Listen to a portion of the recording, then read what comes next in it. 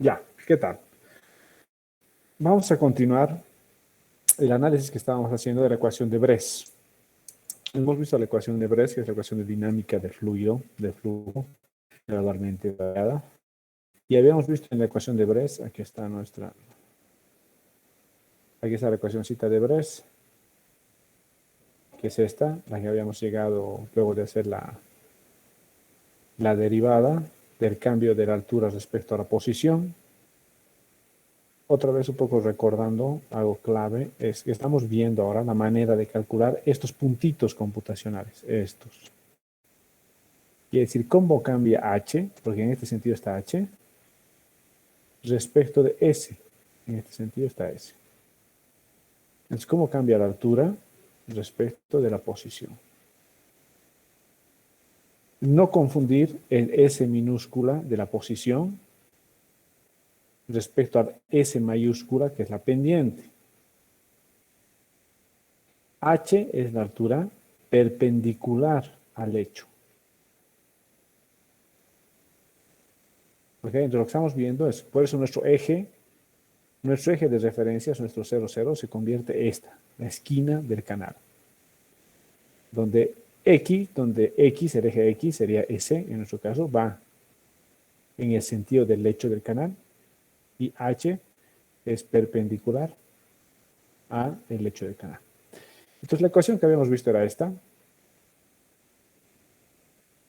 donde tenemos el cambio de H respecto de S, que es una función de H. A esta conclusión habíamos llegado. Donde aquí tengo el SO, que es la pendiente, menos esta expresión es la pendiente, el SF, la pendiente de la energía, coseno de phi, que puedes reemplazar por 1 para ángulos muy pequeñitos, menos esta expresión, que viene a ser fruta elevado al cuadrado. Entonces, al final, la ecuación de Bres nos queda en esta relación, donde en el numerador, arriba es el numerador, ustedes saben eso por algebrita, y abajo es el denominador. Entonces, arriba el numerador tiene un principio de uniformidad. ¿Por qué? Porque cuando el flujo es uniforme, estos dos se igualan y esto vuelve cero. Y abajo tiene un principio de criticidad, o sea, de flujo crítico. ¿Por qué? Porque estamos hablando de flujo crítico, fruto se hace 1 y 1 menos 1 se hace 0. Entre los dos casos, esta ecuación viene a ser un balance entre la uniformidad y la criticidad. Cuando más cerca estamos del flujo normal y cuanto más cerca estamos del flujo crítico va a tener un comportamiento distinto. Luego vamos a ver eso cuando ya veamos el método numérico para calcular este sistema. Pero de principio quiero que quede claro eso. Que en esta relación tenemos un numerador dividido entre el denominador y tenemos esa relación. Aquí, normalidad y aquí abajo, criticidad. Lo primero que habíamos visto en la anterior clase era ver cuándo el cambio es positivo y cuándo el cambio es negativo. Cuando un cambio es positivo, el cambio de la altura respecto de la posición es positivo, quiere decir que el siguiente punto computacional va a ser más alto que el anterior. Ahora, si este es mi primer punto computacional respecto de S, luego de un delta S, que está aquí, el siguiente punto va a ser más alto. El siguiente punto va a ser más alto. Y el siguiente punto más alto. Ese es el cambio positivo. Y entonces eso pasa con las S1s. Lo mismo pasa con la S3. El primer punto es aquí. El segundo punto computacional es más alto. Tercer punto computacional más alto. Cuarto punto computacional más alto y así. Entonces, tanto la S1 como la S3, para este caso, su cambio es positivo.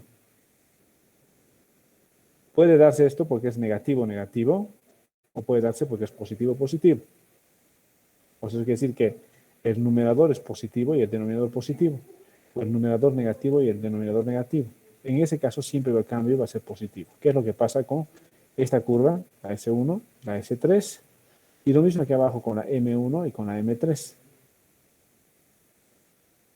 Ahora, cuando el cambio es negativo, o sea, el cambio de posición respecto de la distancia es menor a 0, quiere decir que uno de los dos, que el denominador va a ser, aquí el delta S va a ser negativo, entonces este de aquí arriba sí o sí tiene que ser positivo. Y para que sea positivo el delta H, estamos hablando de que H2 tiene que ser menor a H1. Entonces, lo que pasa con estas curvas son que el siguiente punto es menor que el primero. Eso pasa con la S2, donde tenemos su condición aquí, es esta altura. El siguiente punto es menos altura, el siguiente punto es menos altura, el siguiente punto menos altura. Sí. Y lo mismo con las M's. Este punto tiene esta altura, el siguiente menos altura, menos altura, menos altura, menos altura. A estas curvas les vamos a llamar curvas frontales, a la S2 y a la M2. Y a estas curvas S1, S3 y M1, M3 les vamos a llamar curvas de remanso. Entonces aquí ya hemos visto un poquito en los casos de cómo van variando las curvas. Si volvemos al libro de Verla, está lo mismo aquí, pero un poquito explicado en esas palabras. En la zona 1, el cambio va a ser positivo. En la zona 3, el cambio va a ser positivo y por eso las curvas son de remanso. En cambio, en la zona 2, en el medio, el cambio va a ser negativo, menor a 0.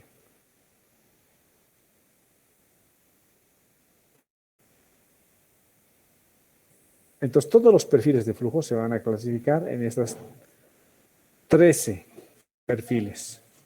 Los que ya hemos visto hasta ahora. M1, M2, M3, acabamos de dibujar.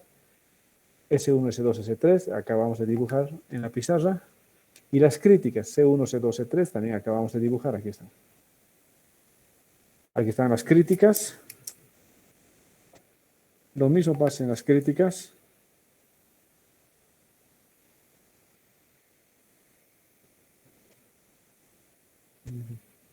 Un cachito voy a la pizarra.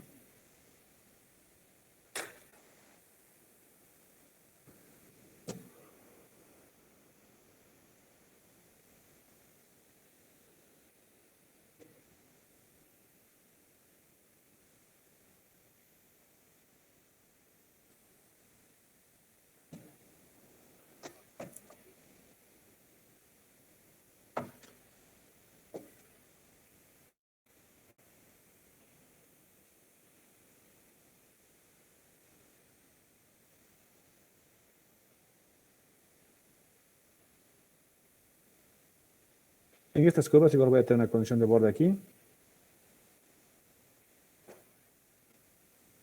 Y se va a dar una C1.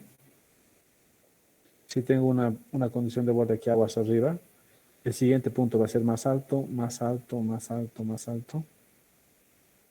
Y aquí se va a dar una C3. Y finalmente la curva que se va aquí junto, que es la curva crítica, es la C2.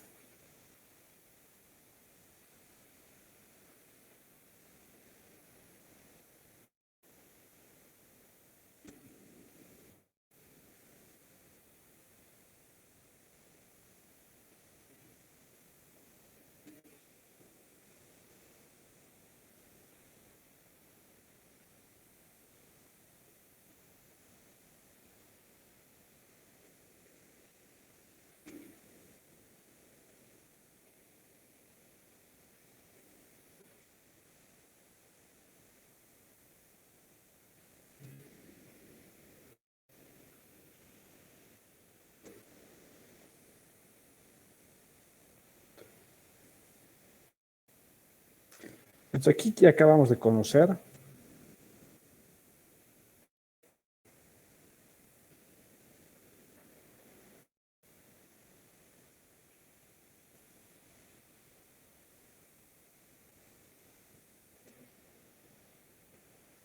la C2.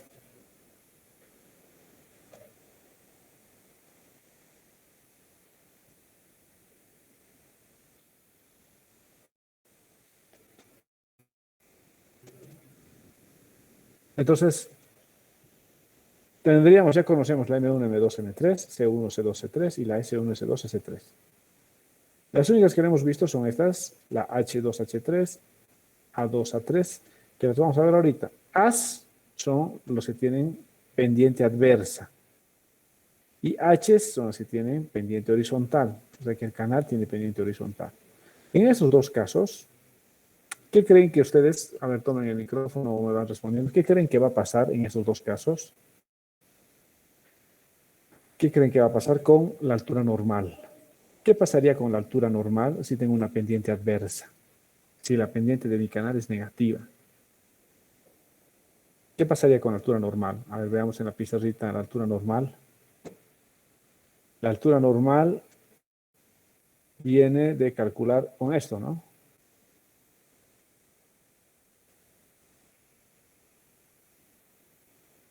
Con esta ecuación calculo la altura normal. ¿Qué pasa si esta pendiente, SO, si es negativo? ¿Qué pasa con la altura normal? A ver, tomen el micrófono o escriban en el chat.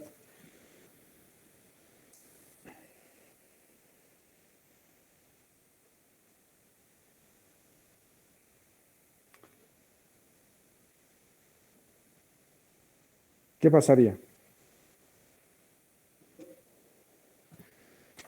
Le hemos dicho que para calcular la altura normal, lo que ha sido su examen, yo tengo que agarrar esta ecuacióncita y aquí tengo el área mojada, que es una función de la altura, y el perímetro es una función de la altura.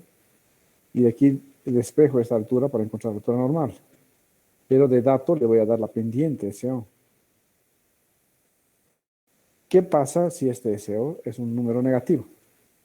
¿Puedo resolver esta ecuación? No, Inge, no se podría. Sería la raíz de un número negativo, ¿no? ¿Qué pasa con la raíz de un número negativo? Sería una raíz imaginaria, Inge. Exacto, entonces no se puede. Entonces la altura normal para una pendiente negativa no existe. ¿Y qué pasaría si estoy haciendo un canal horizontal? ¿Cuál es la pendiente de un canal horizontal? ¿Qué sería el deseo? 0. Cero. Entonces, ¿se podría resolver esta ecuación? No, sería 0. También. Entonces, en el otro caso también, en tanto con la pendiente adversa como con la pendiente cero, que es la horizontal, no existe la altura normal. Solo existe la altura crítica. Y si solo existe la altura crítica, entonces únicamente se van a dar dos tipos de curvas. La número 2 y la número 3, la número 2 y la número 3. Es como si supongamos que la altura normal está en el infinito. Entonces todo lo que se da más abajo es 2 y todo lo que está en el primer estrato es 3. Entonces al final te he quedado como esto. Aquí están las curvas adversas. Serían 3. En el primer caso no existen las unos. La A2 sería esta curva y la A3 sería esta otra. Solamente existe la crítica. La altura normal no hay en este caso. Si se dan cuenta, el agua está subiendo la pendiente. La pendiente está yendo en este sentido y el agua está yendo en el mismo sentido. Entonces el agua está subiendo, pues se llama adversa. En el caso horizontal, altura normal hemos dicho que no existe. Entonces aquí está altura normal, infinito. Entonces como altura normal no existe, está en el infinito, solo tengo la crítica. Y solamente voy a tener dos tipos de curva, la H2, ¿está? Y la H3. La H2 es una curva frontal, porque el siguiente punto computacional va a ser más pequeño que el previo. El siguiente más pequeño, más pequeño, más pequeño, más pequeño. Igual H2, más pequeño, más pequeño, más pequeño. Y la H3 más bien es una curva de remanso, porque va de subida. El siguiente punto computacional es más alto, más alto, más alto. Es lo mismo, este más alto, más alto, más alto. Estas M son las que acabamos de ver en la pizarra, el M1 en este sentido, el M3 desde un punto más bajo y el M2 en el franja del medio. En los Cs acabamos de ver C1, C3 y el C2 que va el perfil crítico. Y en los S es lo mismo el S1 aquí, que es una curva de remanso, el S2 que va frontal y el S3 que es una curva de remanso. Entonces son todos los perfiles de flujo que existen. No hay más que perfiles de flujo que estos. Entonces lo que hace aquí el profe Elberla es todo nos resume en una tablita que es esta. Esa tablita resume todo. Todo lo que hay que saber de perfiles de flujo en esta tablita. Si se aprenden esa tablita, probablemente puedan resolver cualquier ejercicio de perfiles de flujo. Lo que nos dice es, ¿qué tipo de canal tienes? Entonces tienes que ver si es un canal horizontal, con una pendiente media, con una pendiente crítica, una pendiente fuerte o una pendiente... Y marcas qué tipo de canal es. Para ese tipo de canal, vas a poder tener tres tipos de perfiles según la zona. Si está en zona 1 va a ser M1, si está en la zona 2 va a ser M2, y en la zona 3 va a ser una M3. Y aquí te sale todo esto. ¿Cuándo se da cada uno de los perfiles? El M1 se da cuando la altura que voy a calcular es mayor que la normal y la crítica. El M2 se da cuando la altura que voy a calcular está entre la normal y la crítica. Y el M3 cuando es menor que la normal y la crítica. Para cada uno de estos, si es una curva de remanso, anótense, se escribe backwater. Si es una curva de remanso, su traducción es backwater. Y si es una curva frontal, como la que he dicho, es drawn down. Entonces, esta es curva de remanso. ¿Por qué? Porque el cambio es positivo. Numerador sobre denominador es positivo. Esta también es de remanso porque el cambio es positivo. Numerador sobre denominador, positivo. Y esta es frontal porque el cambio es negativo. Numerador sobre denominador, negativo, menor a cero.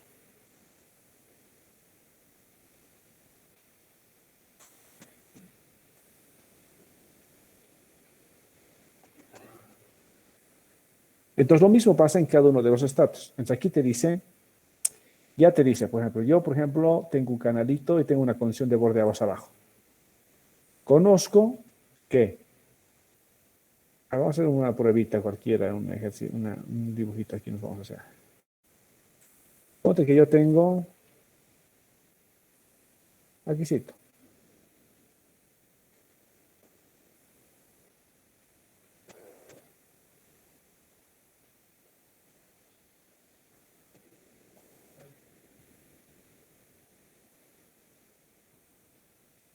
Tengo un canalito. Con una pendiente relativamente fuerte. Esto.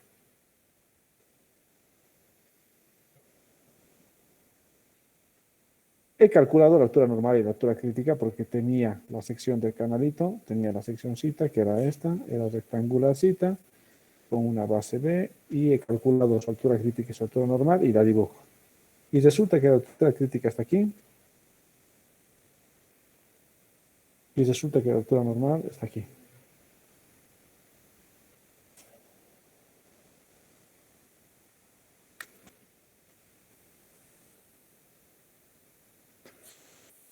Entonces, vuelvo a mi tabla, a la tabla del profe. ¿Qué es lo que ya sé del caso que me he dibujado? El caso que me he dibujado que sé que la pendiente es una pendiente fuerte, porque la crítica está encima de la normal. Entonces, sé que estoy en un caso steep. Entonces, las únicas perfiles que pueden darse es S1, S2 y S3. Entonces tengo que ver de dónde parte mi condición de borde para saber qué tipo de curva voy a hacer. Pero de principio sé que estoy aquí en este grupo estoy. Entonces veo mi condición de borde. Vuelvo a mi pizarra y me avisan que aguas abajo tengo un reservorio. Me dicen aguas abajo hay un reservorio.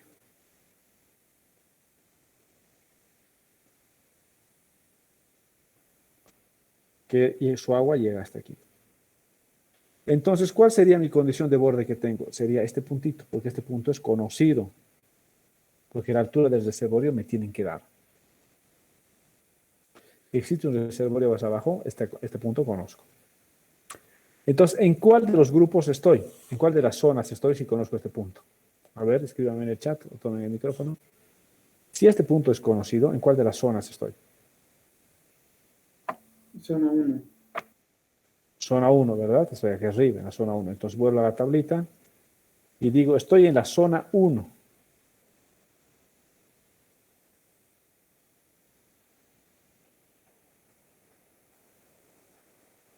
Estoy en la zona 1. Entonces, en la zona 1 me quedaría, ya sé que es steep, sé que es S1, porque zona 1 es S1. Entonces el S1 dice que todos los H's que voy a calcular van a ser mayores que la normal y la crítica. A ver.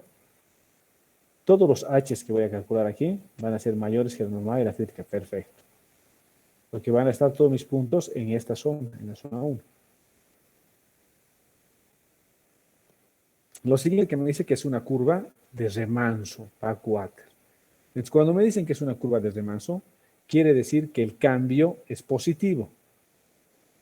Entonces, que el siguiente punto va a ser más alto, yendo de aguas arriba hacia aguas abajo. O que el siguiente punto va a ser más bajo, yendo de aguas abajo hacia aguas arriba. Cualquiera de los dos funciona. A lo que me estoy refiriendo es a esto. Yo sé que es una curva de remanso. Entonces, si estuviera haciendo mi cálculo de aguas arriba hacia aguas abajo, cosa que no se hace, cada punto siguiente tendría que ser más alto. El primer punto pues, lo conocería que sería este. El segundo punto tendría que ser más alto. El tercer punto más alto. El cuarto punto más alto. El quinto punto más alto, así. Pero ahora estoy partiendo de esta condición de borde aguas abajo. Entonces, es el mismo cambio, pero solamente vamos a cambiar la manera de hablarlo. Si parto de aguas abajo, cada vez el siguiente punto tiene que ser un poquito más bajo. Este.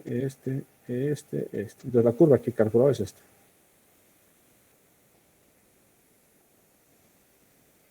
Es una backwater, es una curva de remanso. Su condición de borde es aguas abajo. Y con esa condición continúa hacia adelante.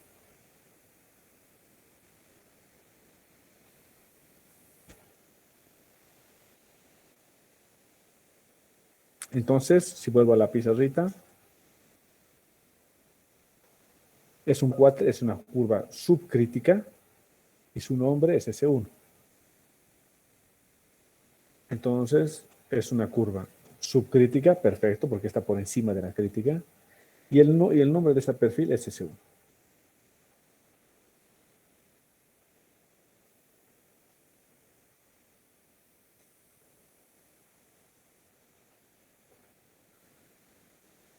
Ponte que tengo un reservorio aquí arriba. Y me dan de dato que tengo un reservorio aquí arriba. Si tengo un reservorio aquí arriba, la condición de borde se convierte en altura crítica.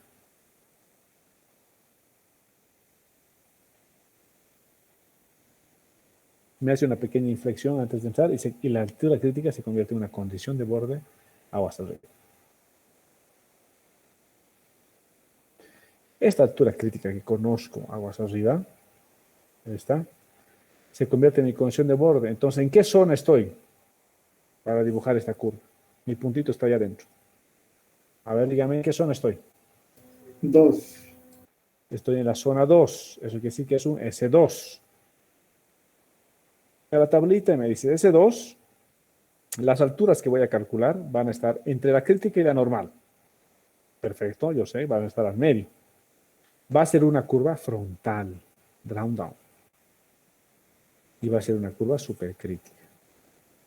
Yo sé que las down, que las curvas frontales, para las down, el cambio es negativo. O sea, si el cambio de altura respecto a posición es negativo, quiere decir que los puntos van a ir bajando. Entonces, eso me dice que el primer punto es aquí, el segundo punto va a ser más bajo, el tercer punto más bajo, más bajo, más bajo, más bajo, más bajo, más bajo, más bajo, más bajo. Entonces, si lo uno todo esto, me va a quedar un perfil como este.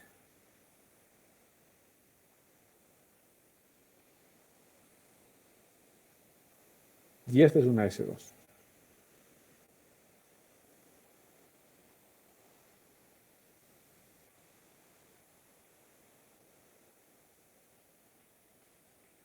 Supongamos que tengo una compuerta que me fija una altura de agua acá. Tengo una compuertita. Y esta compuertita me fija una altura de agua aquí.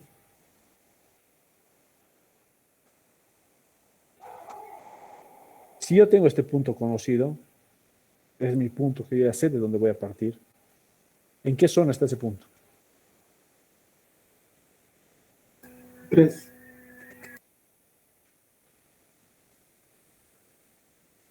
Voy a la tabla y dice S3. Todas las alturas que voy a calcular van a estar debajo de la normal de la crítica perfectamente. Y es una curva de remanso, backwater. Y es supercrítica. Entonces, es de remanso y es supercrítica. Perfecto, es supercrítica porque está debajo de la crítica. La crítica está aquí arriba. Y si es una curva de remanso, quiere decir que el siguiente punto va a ser más alto que el anterior. Ahí, el siguiente más alto, ahí, el siguiente más alto ahí, el siguiente más alto ahí, el siguiente más alto ahí, ahí, así. Así. Y esta va a ser una S3.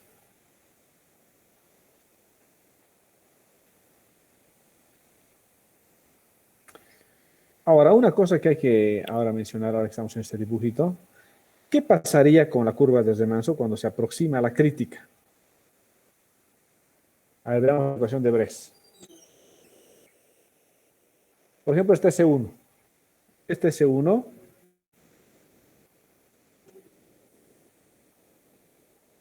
se está aproximando a la crítica. Esta, aquí, esta partecita. ¿Qué pasa si el H se está acercando a la crítica? ¿Qué pasaría con la ecuación de Bress? A ver, fíjense. ¿Qué pasa si me aproximo a la crítica? Este mi H cada vez está más cerca que la crítica. ¿Qué pasa con Fruit cuando estoy cerca de la crítica? Tiende a ser 1. Tiende a ser 1.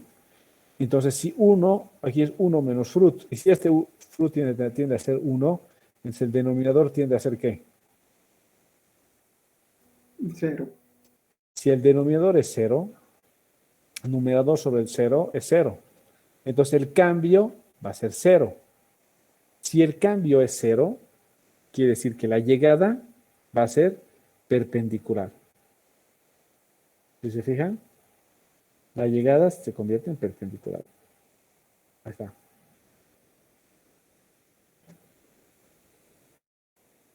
¿Por qué? Porque aquí cuando estoy antecitos de llegar, te dice que el cambio es 0. Entonces el cambio, como va a ser 0, la llegada se convierte en perpendicular. En cambio, en la S2 se está cada vez aproximando más a la normal, si se fijan. Cada vez más cerquita de la normal. ¿Qué pasa si me aproximo a la normal con este primer término, con el numerador?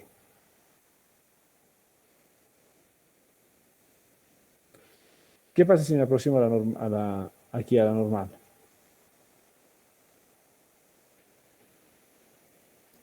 Pendientes iguales.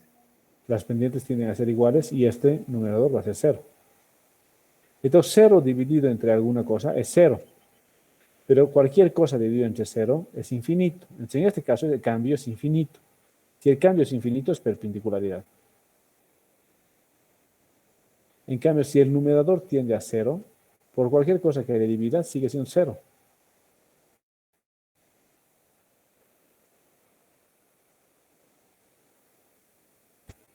Entonces, cuando nos aproximamos a la altura normal, el cambio se vuelve 0. Y si el cambio es 0, nos volvemos asintóticos. Entonces esta funcióncita se va a volver asintótica. Así. Asintótica a la normal. Lo mismo que la S3 se vuelve asintótica por abajo a la normal. Entonces, de aquí una cosa que tiene que salir clara para ustedes es, cuando resuelvo el método numérico para la ecuación de Bress, me estoy aproximando a la altura crítica, el perfil se va a convertir perpendicular a la crítica en la llegada. Si me estoy aproximando a la normal, se va a convertir asintótica a la normal.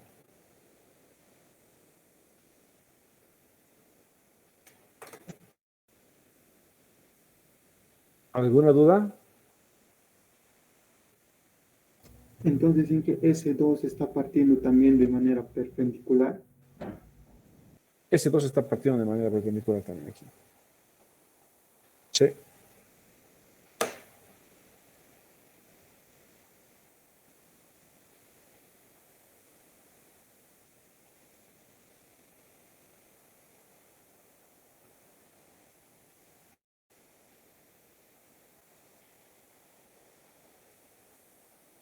¿Alguna pregunta?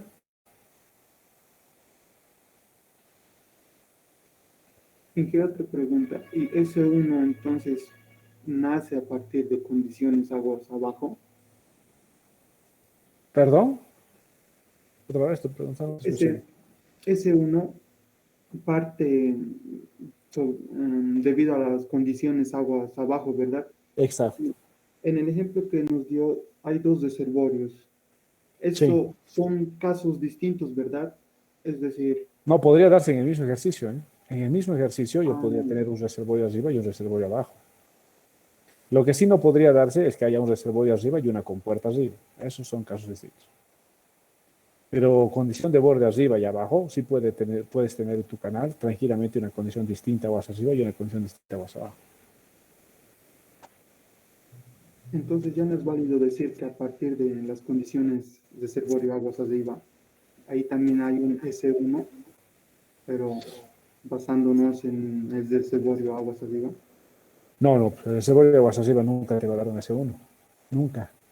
El reservorio de aguas arriba va a hacer una inflexión y te va a dar un S2. Nunca va a producir en S1 el reservorio de aguas arriba. Puede ser que este reservorio de aguas arriba produzca un S1 si esto fuera un canal doble, si yo tuviera otro canal aquí arriba. Entonces por ahí ese canal de que tengo arriba, le puede pasar, pero en otro tramo.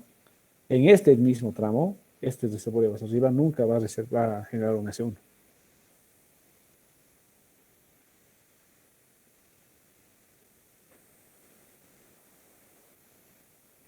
Está bien, gracias, Cintia. ¿Ok? Pero entonces este caso sí se podría dar. Yo aquí tengo un S2 y tendría un S1. Si yo te pido, dibuja todos los perfiles que se puedan, tú me tienes que dibujar este S2, me tienes que dibujar este S1 con un reservorio aquí y un reservorio acá. Ahora, lo que no sabes todavía, pero ahorita lo vamos a ver, es que existe una altura que se llama la altura secuente, que es la altura que tiene la misma fuerza específica. Hemos hecho sus ejercicios, su examen así con eso. Teníamos que encontrar la altura secuente. La altura secuente es la altura que tiene la misma fuerza específica.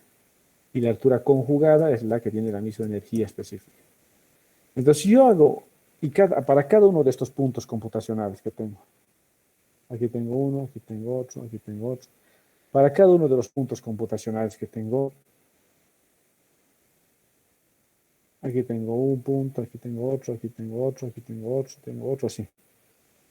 Si para cada punto que tengo encuentro su altura secuente, hemos dicho que uno de los puntos va a ser supercrítico y el otro subcrítico, ¿no?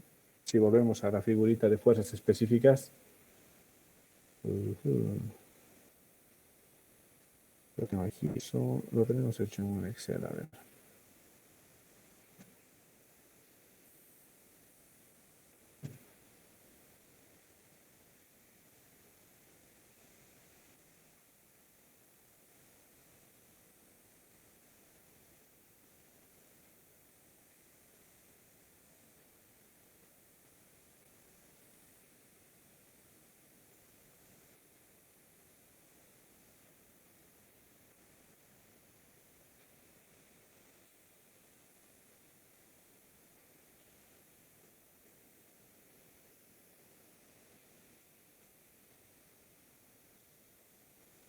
Ahí está. Esta es la ecuacióncita de fuerza específica. Esto es de acuerdo en lo que hemos hecho en el curso. En las primeras clases tengo la función de fuerza específica, que es esta, fuerza específica. Esta es la función. La graficamos y nos va a dar esta gráfica respecto de Y, de la altura. Entonces siempre voy a tener una altura. Aquí está la altura crítica en el medio. Todo lo que está encima de la crítica es subcrítico. Todo lo que está abajo es supercrítico. Entonces, de todos los perfiles supercríticos, quiere decir que las alturas están por abajo de la crítica, para todos los perfiles supercríticos van a tener un perfil secuente, subcrítico, que va a ir por arriba, que se van a unir los dos en la crítica. Entonces, siempre va a existir esto. Siempre para todos los perfiles supercríticos van a tener su secuente subcrítica. Entonces, si yo calculo eso para lo que estoy haciendo ahora, el perfil las alturas secuentes de este puntito va a ser el mismo, porque en la crítica es la misma, la secuente que la altura supercrítica es la misma en la crítica, porque nos hemos fijado la curva de fuerzas específicas solo tiene una altura crítica aquí, la converge en un solo punto.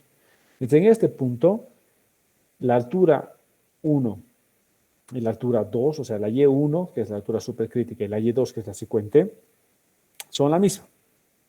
A medida que me alejo del punto crítico, ya voy a tener dos puntos distintos. Un punto para Y1 y un punto para Y2. El Y1 es el supercrítico, el Y2 es su secuente.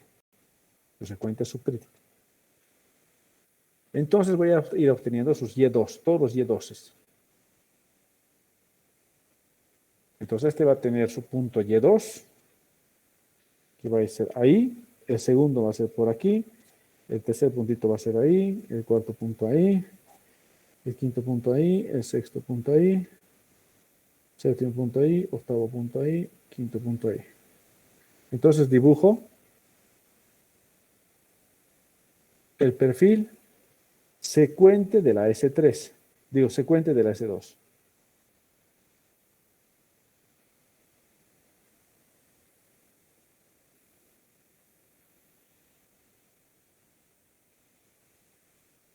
Es la secuente de la S2.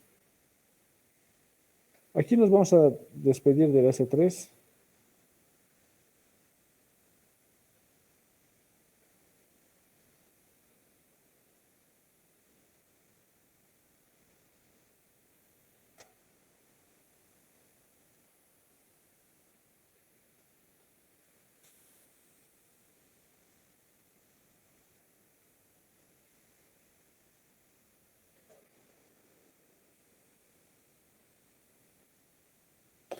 Ya. Entonces, lo que ha pasado ahora, que tengo la secuente de la S2 y la S1. Este es un caso ya típico. Un caso donde tengo una condición de borde base arriba y tengo una condición de borde base abajo y quiero saber qué va a pasar en el canal. Voy a tener una S2 de principio, voy a tener una S1. Esta S2 va a tener su secuente, que va a ser esta, que la calculo. ¿Qué creen que pasa donde se intersecta la secuente de la S2 con la S1? El de salto hidráulico, ¿no? Ya, ¿por qué pasaría el salto hidráulico aquí? ¿Qué hemos aprendido para su primer parcial? ¿Cuándo se da el resalto hidráulico? ¿Qué tiene que pasar con las fuerzas específicas para que haya resalto? Tienen que ser iguales. Exacto. Entonces, cuando se intersectan los perfiles en este punto, quiere decir que para esa altura de agua, para esta altura, la fuerza específica de la curva S2, o sea, de la secuente de la S2, se va a igualar a la fuerza específica de la S1. Entonces, cuando es igual a eso, aquí hay un resalto. Y el perfil final que va a ocurrir en esta sección es este. El agua va a salir por aquí, va a empezar aquí. Va a salir por aquí, va a venir por aquí el agua, va a resaltar, y luego por aquí se va a ir hasta el otro reservorio. Entonces, lo que está en negro es el perfil de flujo que va a existir. Es el perfil final, con resalto hidráulico incluido. De principio, todos los perfiles de flujo, ningún perfil puede atravesar un área de la otra. Eso es una de las cosas que he dicho desde que hemos empezado a ver el libro de Berlamo. Todos los perfiles de flujo están encerrados en su zona. O sea, no puede haber un perfil, una M1 que empieza aquí y termina aquí abajo. No. O no puede haber una M2 que empieza aquí y termina aquí arriba. No. O sea, eso no puede existir una M2 que haga esto. No. No puede existir una M1 que haga esto. No. Porque cada uno de los perfiles está encerrado en su zona. La única manera de cambiar de zonas es mediante un respirador. El perfil viene por zona 2, zona 2, zona 2, zona 2. Resalto hidráulico y continúa por la zona 1, zona 1, zona 1.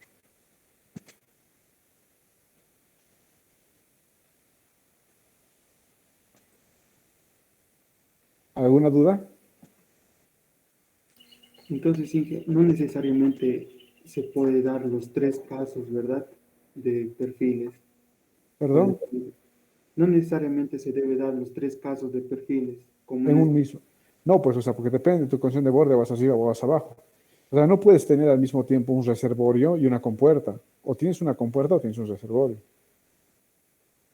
Y lo mismo vas abajo. O es una caída libre o tienes un reservorio. No, no puedes tener una caída y un reservorio. No funciona. O sea, no, pues no, o sea, físicamente no se puede.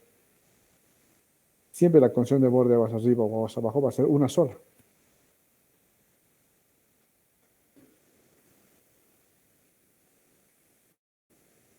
¿Está claro? Sí, gracias, Inge. Y cuando la pendiente es negativo, el, el término aguas arriba y aguas abajo se mantiene Claro que o sí. también cambia. El término de aguas arriba y aguas abajo viene del movimiento del agua. Aguas arriba es de dónde viene el agua y aguas abajo es a dónde se está yendo el agua. Esa terminología tiene que ver con el movimiento del agua.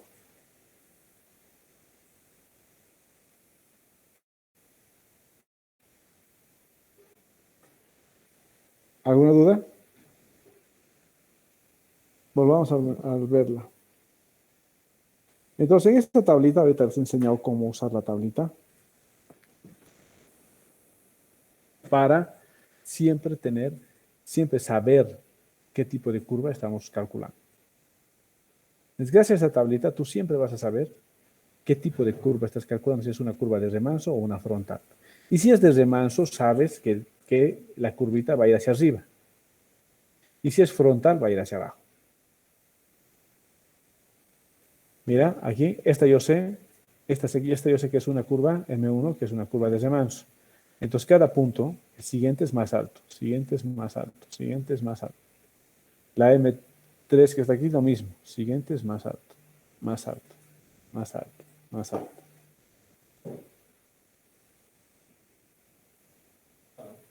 Y en cambio la M2, que es una curva frontal, los siguientes puntos van a ser más bajos, más bajos, más bajos, más bajos, más bajos.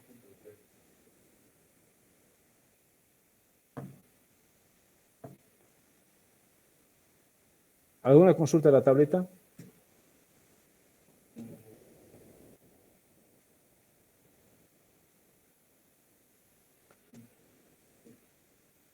Entonces aquí ya nos empieza a mostrar lo que les comentaba. Cuando el cambio tiende a cero, eso quiere decir cuando la altura se aproxima a la normal, entonces se va a volver paralelo.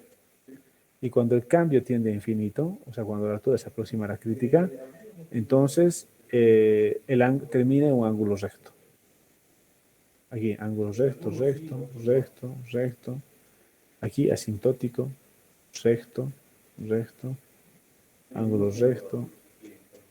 Aquí, ángulo recto, asintótico, recto arriba, asintótico abajo. Asintótico hacia la normal, recto hacia la crítica, ¿no? Es el que les había mostrado.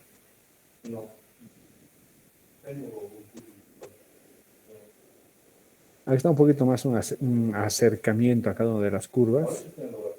Ahí están las con pendiente adversa, solo tienes dos curvas, la A3 y la A2. Ambas van a chocar con la crítica, entonces van a acabar en ángulos rectos. La M3 y la M2 van a chocar con la crítica, entonces van a acabar con ángulos rectos. La M1 asintótica.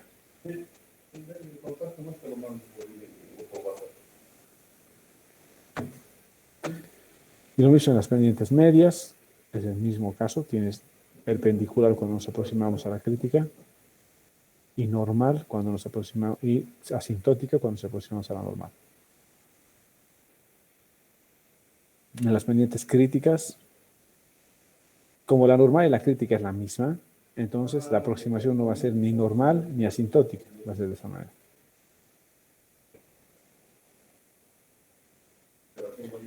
En las pendientes fuertes, las steep, cuando nos aproximamos a la crítica, asintótica, digo normal, normal, y nos aproximamos a la normal, va a ser asintótica. Aquí ángulo recto, aquí asintótico.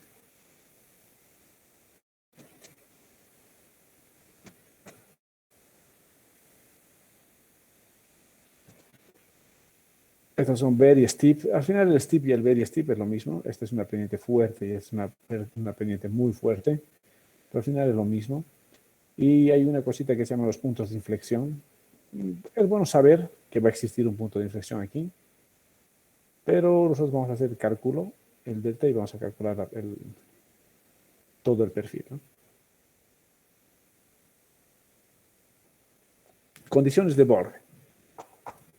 Boundary conditions significa condiciones de borde.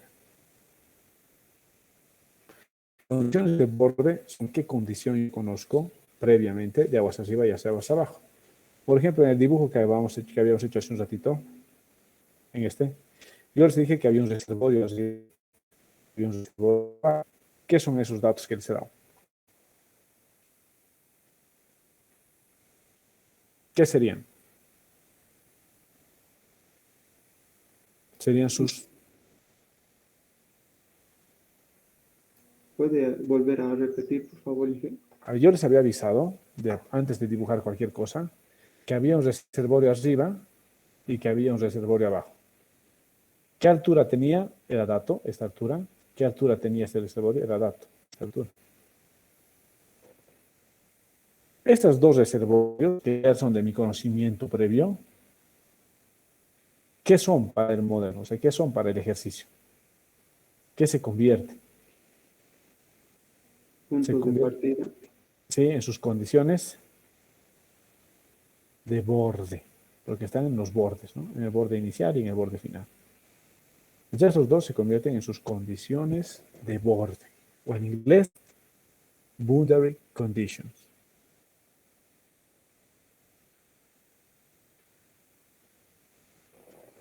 O sea, necesito sí o sí las condiciones de borde para empezar a hacer cualquier tipo de cálculo de perfil de flujo.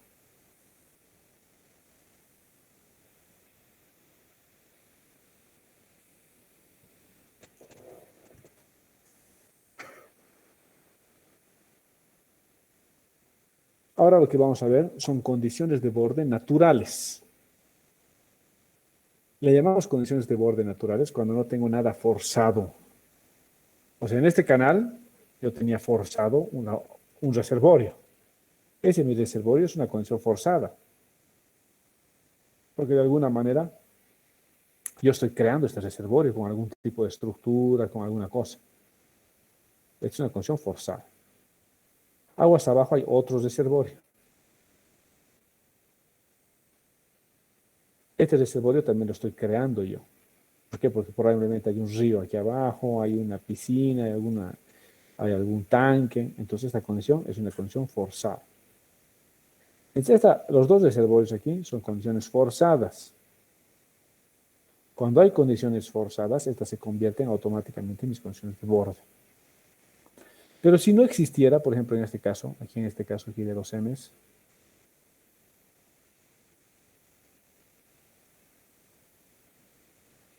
vamos a suponer, nos olvidaremos del M1 porque esta es una condición de borde forzada. Pero suponiendo que yo no tengo ninguna condición de borde en este perfil, lo único que sé es que el agua cae. Aquí hay un precipicio. Y sé que el agua va a caer. Entonces la condición de borde que tengo es que va a pasar por acrítica antes de caer.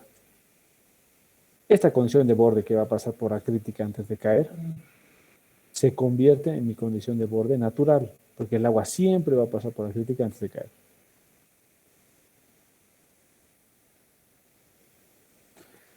En estas curvas S2, si yo tengo un reservorio aquí arriba, o por más de que no tenga un reservorio, pero esté que la altura agua arriba está por aquí, siempre el agua va a partir de la crítica. Y esta es una condición de borde natural. A ver, me da un cachito, muchachos.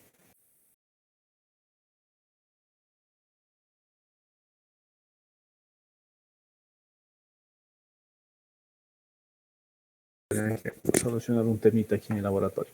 Ya. Entonces van a existir condiciones de borde naturales, que se llaman. que son estas, por ejemplo, una caída, la condición de borde, la altura crítica se convierte en condición de borde natural. En un ingreso a un canal, la condición de borde natural se convierte en la crítica. Entonces, por más de que tenga un reservorio aquí arriba, en el momento de ingresar va a ser esta inflexión y va a entrar por la crítica. Por ejemplo, en este caso, tengo un reservorio aquí arriba, pero el agua va a hacer una inflexión y va a entrar siempre por la crítica. Esta crítica aquí se convierte en mi condición de borde natural. La crítica aguas arriba y la crítica aguas abajo son mis condiciones de borde naturales. La crítica aguas arriba cuando el perfil son S, son perfiles fuertes, S. Y la condición crítica aguas abajo cuando son M, cuando son pendientes medias o suaves. Entonces es lo que nos va a decir ahora el verla en este texto. Si quieren, anótense, lo voy a ir traduciendo. Y nos dice: los perfiles de flujo que están por debajo de la crítica, o sea, que los frutos sean mayores a 1, los perfiles supercríticos, que vienen a ser A3, H3, M3, C3, S2, S3, son controlados por la condición de borde aguas arriba. Entonces esto lo he subrayado porque es algo sumamente fundamental que lo sepa. Todos los perfiles supercríticos se los controla con su condición de borde aguas arriba. Lo que estamos diciendo es esto. Los perfiles supercríticos, imagínense la altura crítica hasta aquí.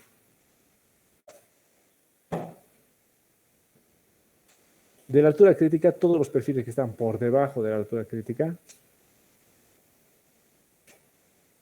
por debajo, son los perfiles supercríticos. O sea, el S2 supercrítico, el S3 supercrítico, el M3 supercrítico. Esos son todos los supercríticos. Aquí C3 supercrítico. Todos estos supercríticos son controlados aguas arriba. Entonces, eso quiere decir que si yo quiero calcular un S3, necesito saber esa altura de salida, que es la que me va a dar una compuerta que hubiera aquí. Si aquí hubiera una compuerta, me va a dar esta condición. Si yo calculo un S3, necesito conocer sí o sí este punto de salida. Si calculo un M3, sí o sí tengo que conocer esta altura, que es la altura que me da la compuerta.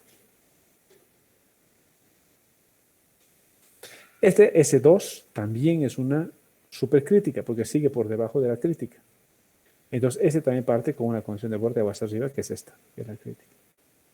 Entonces, todas las supercríticas necesitan una condición de borde aguas arriba.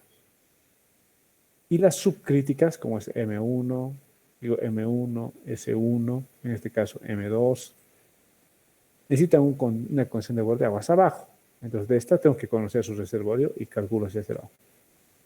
De esta conozco la altura del reservorio y calculo hacia este lado. Y de este M2 conozco que la crítica es la condición y calculo hacia este lado.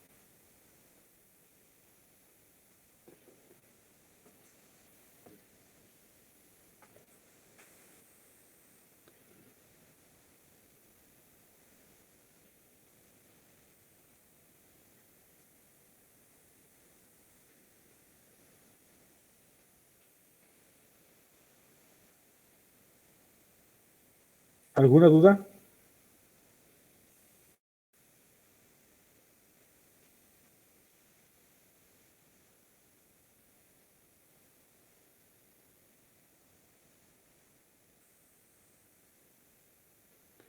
¿Alguien tiene alguna consulta hasta aquí? ¿Curiosidad?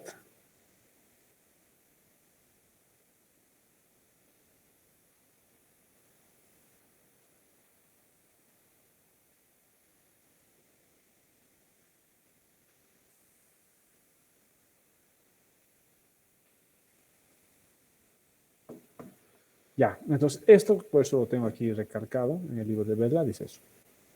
Todos los flujos supercríticos, todos los perfiles supercríticos están controlados aguas arriba.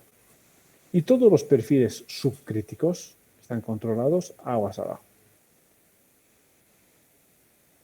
Esto nos lleva a un teorema que se llama el teorema de Jagger. El teorema de Jagger nos dice: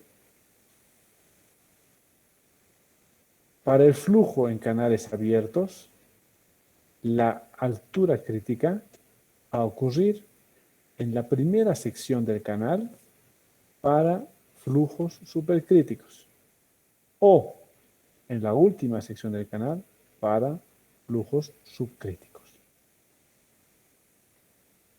El teorema de Jagger que para flujos supercríticos la altura crítica se va a dar aquí, en la primera sección, desde donde parte este S2. Y para flujos subcríticos, la altura crítica será al final, porque de aquí parte la M2. Es lo que nos dice el teorema de Jagger.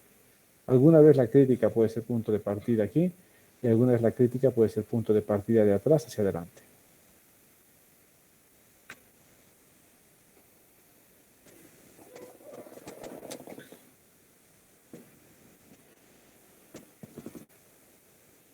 ¿Alguna consulta?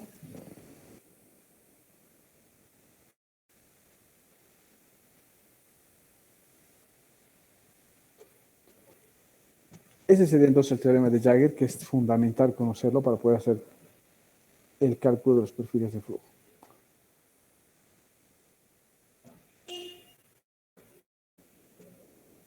Y aquí nos dice un poquito la otra parte. El perfil de flujo supercrítico, que empieza en la altura crítica, es el perfil S2, el que acabo de mostrarles. Y el perfil de flujo subcrítico, que empieza en la crítica, es la M2. Y ese mostrado en el dibujito.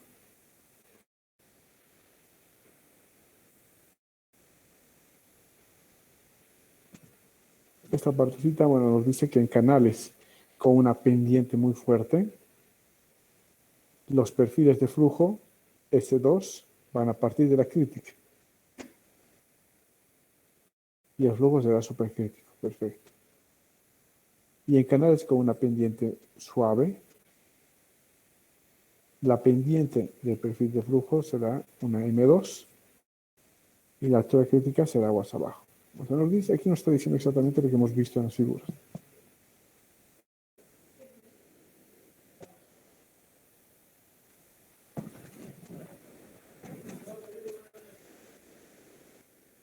Y aquí nos muestran ya condiciones de borde que no sean naturales, las condiciones de borde impuestas.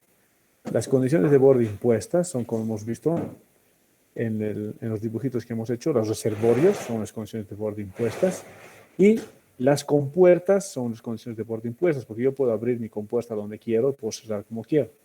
Si la compuerta está completamente abierta, está por aquí arriba la compuerta, el agua va a pasar sí o sí por la crítica. El reservorio está aquí, pero en el momento de entrar el agua va a pasar por aquí. Desde la inflexión. Y la crítica se convierte en condición de borde.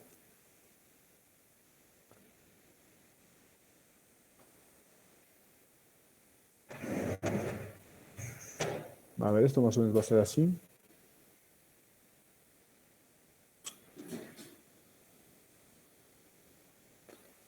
Por ejemplo, si mi compuerta está aquí, el agua que está a este lado va a ser siempre esta inflexión. Cuando la compuerta no está tocando el agua va a entrar por la crítica. Si empiezo a bajar la compuerta y paso por debajo de la crítica, me va a dar un puntito aquí. Este puntito se convierte en mi condición de borde para una curva S2. La curva S2 hemos dicho que es una curva frontal. Entonces los siguientes puntos siempre van a ir hacia abajo. Y cuando ya me he pasado la normal, esta es la crítica por si acaso, y la normal es otro puntito continuo aquí. Cuando ya me he pasado la normal hacia abajo, entonces se convierte esta en mi condición de borde, y esta inmediatamente es una S3, y es al ser una S3 es una curva de remanso. Entonces el siguiente punto va a ir hacia arriba. Es justamente esto.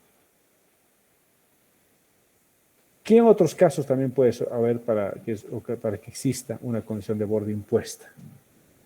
Una compuerta es una condición de borde impuesta, como hemos visto aquí, esto es en las pendientes STIP. En las pendientes M, lo mismo, tengo mi compuerta se convierte en mi condición de borde impuesta. Y otra cosa también que hace de condición de borde impuesta es el cambio de pendiente.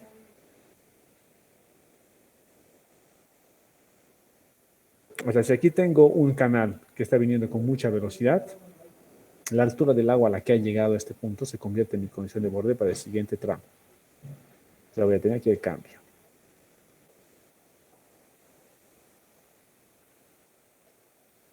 Aquí veo otro tipo de dibujitos. Aquí también una condición de borde natural para un S2. Este es cuando tengo un reservorio aguas abajo. Si mi reservorio está por debajo de la crítica se convierte en mi condición de borde natural hacia arriba.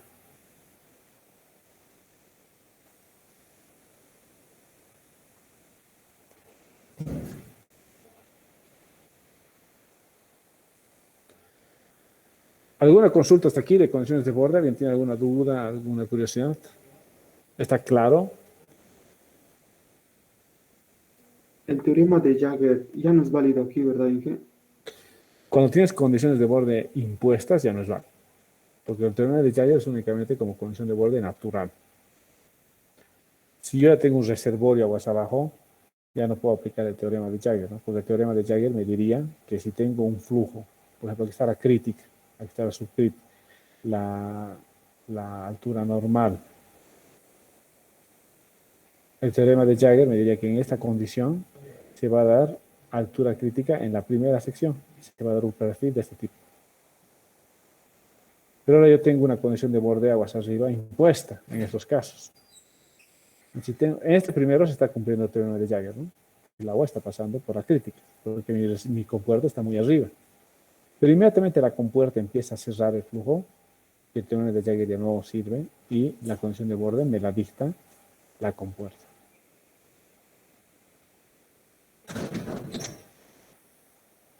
Lo mismo pasa en los flujos M's.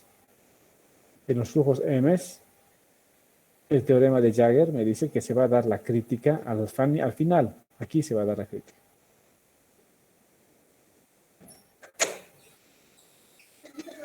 A ver, cachito, me dan por favor. Ya, entonces, estas serían las...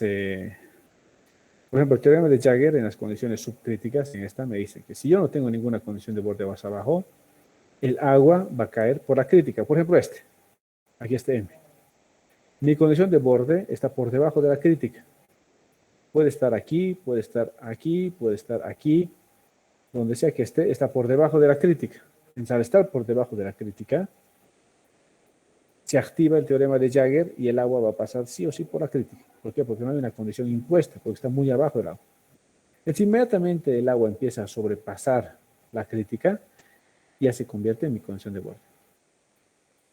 De este perfil. Si sobrepasa la normal, otra vez se convierte en una condición. Entonces, el teorema de Jagger únicamente funciona cuando la condición de borde que no está impuesta.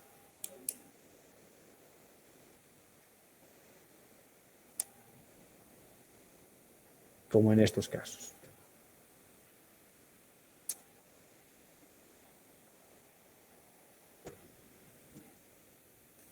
¿Alguna pregunta?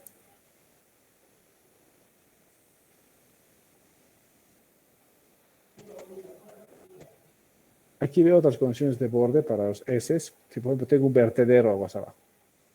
El vertedero lo que va a hacer es que sube el perfil. Por ejemplo, lo que han visto ustedes las pruebas aquí que hemos hecho en el laboratorio. Teníamos nuestro vertedero. Ese vertedero aguas abajo lo que se convierte es en una condición de borde que genera esto, una curva de remanso, una S1, en pendientes fuertes. En pendientes suaves genera una M1. Entonces se convierte inmediatamente en mi condición de borde. Otra cosa que se convierte en una condición de borde es esta. Si yo en el tramo de abajo no tengo nada, entonces el agua sé que está cayendo por la crítica. Entonces esto me va a dar una curva M2. Y la altura a la que termina aquí la M2, inmediatamente se convierte en condición de borde para mi primer tramo. Y aquí en mi primer tramo me va a dar una S1. Entonces hemos visto esto mismo en el otro sentido, ¿no ve? Aquí, la condición de borde que para curvas supercríticas, la condición de borde con la que terminaba la primera curva se convierte en el inicio de la segunda curva, para supercríticas. Y para subcríticas, las dos son subcríticas, están por encima de la crítica, si se fijan. Para subcríticas, la condición de borde con la que termina el segundo tramo se convierte en la condición del primer tramo. ¿Eso por qué? Porque hemos dicho que las supercríticas se controlan y se calculan de aguas arriba hacia aguas abajo. En cambio, las subcríticas se calculan y se controlan de aguas abajo hacia aguas arriba.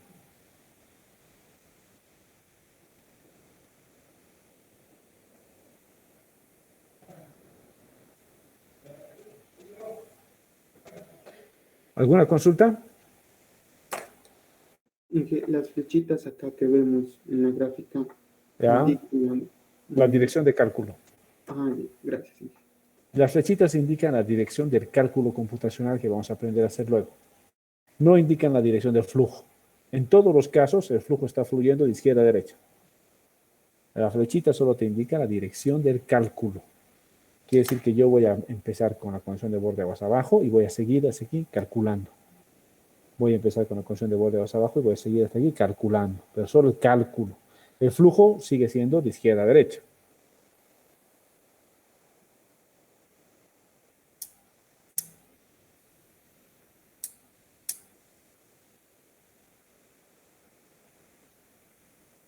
¿Ok?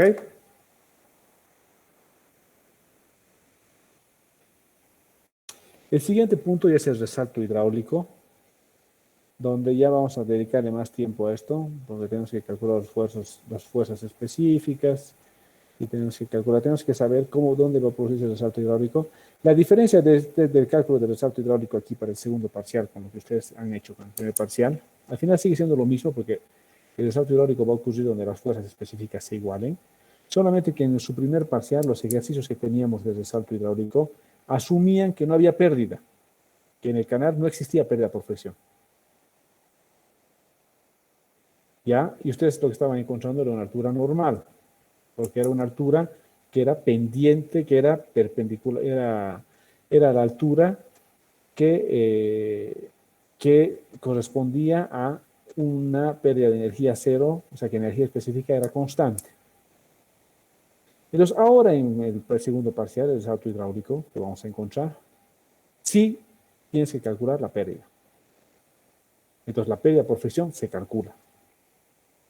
Y fuera de eso, al final tiene el mismo principio que donde las fuerzas específicas se igualan, se va a ocurrir o igual es el salto hidráulico. Pero a partir de ahora, sí vamos a considerar las pérdidas. Esa es la gran diferencia. Con lo que los ejercicios que hicimos del salto hidráulico en el primer parcial, era asumiendo que no existían pérdidas por fricción. Asumiendo que la energía se conservaba. Que para tramitos muy chiquititos y cositas así, sí te puede dar una buena aproximación. Pero ya en condiciones reales, en tramos largos, en canales, sistemas de canales, no. Porque es una aproximación muy, un poquito grosera. Entonces, lo que realmente pasa es esto, flujo gradualmente variable. No pasa mucho lo que es flujo uniforme, lo que os he dicho. Entonces yo creo que nos vamos a dar esto para empezar la próxima clase desde aquí, porque eso quiero enganchar todo en una sola clase para que podamos seguir el hilo. ¿Alguien tiene alguna consulta hasta aquí? Ingeniero, buenas tardes. Una consulta, bueno, aparte del tema. Ayer en el examen nos pidió que enviáramos el nombre del PDF con el código SIS y bueno, por el momento, por subirlo rápido, yo no lo hice así. ¿Habría algún problema? Disculpe. ¿El nombre de tu archivo? Sí, en las indicaciones pedía eso y yo no lo envié así. Ya. No, porque al final se va a guardar igual todo en lo de tu examen. Y en tu examen, pero en tu PDF estaba tu nombre, ¿no ve? Y tu carnet. Sí, claro, está todo No, bien. si estaba tu nombre y tu carnet, va a ser revisado. Está bien, muchas gracias. Listo. ¿Algo más? Y que aprovechando eso, el segundo parcial también va a ser virtual o va a haber una posibilidad de ser presencial. Yo creo que va a ser presencial. Un 80% de probabilidad de que sea presencial. Está bien, muchas gracias. Listo. ¿Alguna otra cosa?